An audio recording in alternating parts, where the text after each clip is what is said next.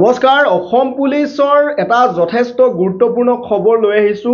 এইবাৰ অসম পুলিচৰ ফিজিকেলৰ ঠাইত ৰানিঙৰ ঠাইত এক্সাম প্ৰথমে হ'ব পাৰে। আপোনালোক কিমান প্ৰস্তুত এক্সামৰ বাবে মই জানো বা সকলোৱে আপোনালোকে গম পায় যে প্ৰত্যেক বছৰে কি হয় অসম পুলিচৰ ৰানিং ফিজিকেল আগত হয় এক্সাম পিছত হয়, কিন্তু এইবাৰ যদি এক্সাম প্ৰথমে হয় তেতিয়াহ'লে কি হ'ব? কাৰণ আপোনালোক সকলোৱে কম বেছি পৰিমাণে ফিজিকেলৰ বাবে নিজকে প্ৰস্তুত কৰি আছে, কিন্তু এক্সামৰ বাবে কোনোৱে নিজকে প্ৰস্তুত কৰা নাই। তো এই গুৰুত্বপূৰ্ণ ইনফৰমেশ্যনখিনি আপোনালোকে আজিৰ এই ভিডিঅ'ত লাভ কৰিব। ভিডিঅ'টি শেষলৈকে চাব। অকণমান চাই কিন্তু এটা বেয়া কমেণ্ট কৰি গুচি গ'লে কাম নহ'ব, যথেষ্ট ইনফৰমেশ্যন পাব এই ভিডিঅ'ত।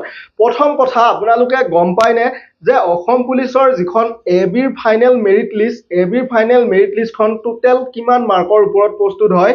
তো টোটেল ফাইনেল মেৰিট লিষ্টখন এবিৰ মেল কেণ্ডিডেটৰ বেলেগ মাৰ্কৰ ওপৰত প্ৰস্তুত হয়, ফিমেল কেণ্ডিডেটৰ বেলেগ মাৰ্কৰ ওপৰত প্ৰস্তুত হয়। তো মেল কেণ্ডিডেটৰ ফিজিকেলত এবিৰ 60 থাকে আৰু লিখিত পৰীক্ষাত থাকে 50 আৰু ভাইভাত থাকে 5। টোটেল 115 মাৰ্কৰ ওপৰত এবিৰ ফাইনেল মেৰিট লিষ্টখন প্ৰস্তুত হয়। আনহাতে এবিৰ যিখন ফিমেল ফাইনেল মেৰিট লিষ্ট সেইখন ফিজিকেলৰ 40, পৰীক্ষাৰ 50, ভাইভাৰ 5, 95 মাৰ্কৰ ওপৰত প্ৰস্তুত হয়। ইয়াৰ পিছতে ইউবিৰ যিখন ফাইনেল মেৰিট লিষ্ট হয়, ইউবিৰ ফাইনেল মেৰিট লিষ্টখন কিন্তু ল'ৰা ছোৱালী সকলোৰে ক্ষেত্ৰত একেখনে হয়, অৰ্থাৎ বথ কি হয় এখনে মেৰিট লিষ্ট হয়।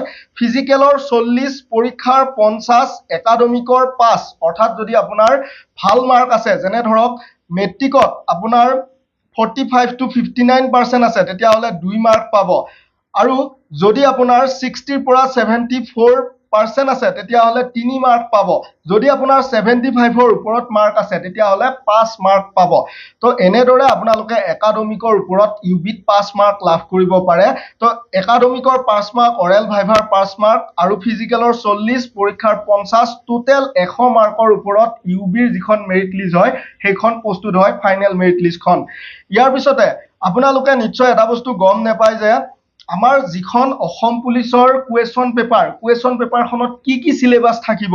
তো কুৱেশ্যন পেপাৰখনত আপোনালোকৰ ইলেমেণ্টেৰী এৰিথমেটিক থাকিব, আৰু থাকিব general English, logical reasoning, mental ability আৰু Assam history, geography, polity, economy, আনহাতে general awareness, general knowledge and current affairs, এইখিনি চিলেবাছৰ পৰা কুৱেশ্যন পেপাৰখন হ'ব। এইখিনিৰ ওপৰত ইতিমধ্যে মই PDF প্ৰস্তুত কৰি থৈছো। আপোনালোকে মোৰ 8473859389 এই হোৱাটছআপ নাম্বাৰত যোগাযোগ কৰিলে এই পুলিচৰ কমন নোটৰ PDF এক্সামৰ বাবে ক্ৰয় কৰিও ল'ব পাৰিব, যোগাযোগ কৰিব।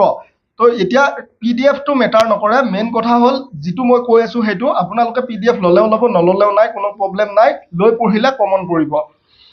লিখিত পৰীক্ষাটো 50 মাৰ্কৰ হ'ব। এবি, ইউবি, এপি আৰু সকলোৰে এটাই কনষ্টেবল লেভেলত লিখিত পৰীক্ষা মাত্ৰ এটা হ'ব, মন দিব। 50 মাৰ্কৰ হ'ব। 100টা মাল্টিপুল চইচ কুৱেশ্যন থাকিব, অৰ্থাৎ ABCD এনেদৰে চিলেক্ট কৰিব পৰা কিমানটা কুৱেশ্যন থাকিব?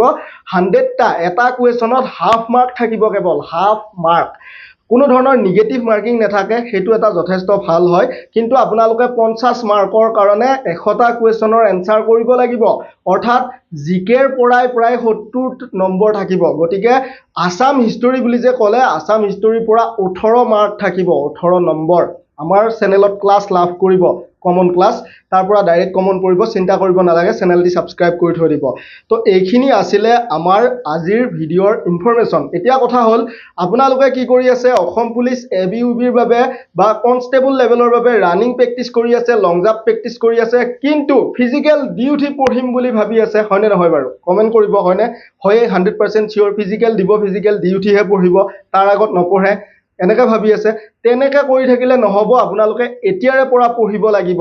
কিয়নো ফিজিকেলৰ পিছত পঢ়াতকৈ আপুনি যদি এতিয়াৰে পৰা পুৱা গধূলি পঢ়ি গৈ থাকে তেতিয়াহ'লে আপোনাৰ পঢ়াৰ যিটো লেভেল হয় সেইটো বেলেগতকৈ যথেষ্ট ওপৰত থাকিব, আপুনি বেলেগতকৈ যথেষ্টখিনি মাৰ্ক পোৱাৰ চান্স থাকিব। আৰু পঢ়িলেই নহ'ব, পঢ়াৰ কিছুমান পইণ্ট আছে, টপিক আছে, যেনে ধৰক আপোনালোকে কোনটো টপিক পঢ়িব, কোনটো টপিক নপঢ়িব, এই বস্তুখিনিৰ ওপৰত গুৰুত্ব দিব লাগিব। আগৰ যিখন আছাম পুলিচ কনষ্টেবলৰ কুৱেশ্যন, তাত কোনটো টপিকৰ পৰা কিমান মাৰ্ক আহিছিলে এনালাইচিছ কৰিব লাগিব, তেনেদৰে পঢ়িব লাগিব।